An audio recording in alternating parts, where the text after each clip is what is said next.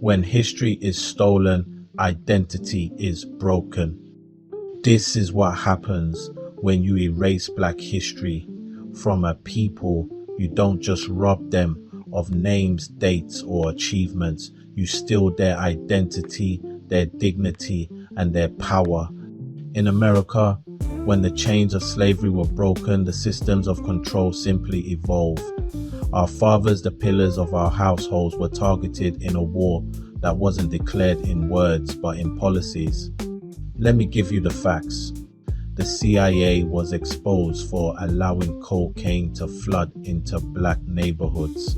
Gary Webb's investigation linked US intelligence to the Contras drug trafficking fueling the crack epidemic in cities like Los Angeles, Oakland, and Chicago.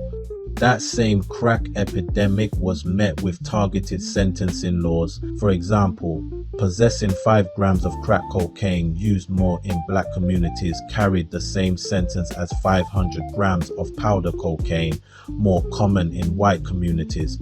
Black men born that decade could expect to be incarcerated. Families were torn apart, fathers were removed, and then they turned around and said, "Where are the Black fathers?"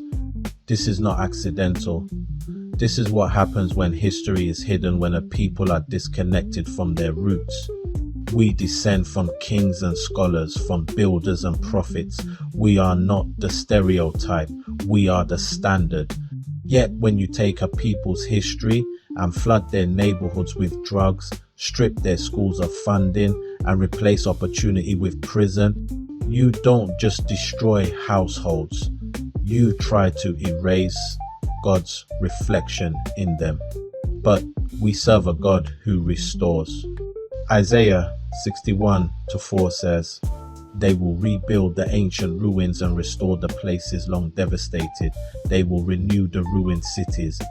So, to the young king on the road, you're not lost, you're misled. To the father fighting to return your presence is power. To the woman holding it all together, your strength is sacred. Let us reclaim our history, our identity, and our families. Because when we know who we are, we cannot be controlled.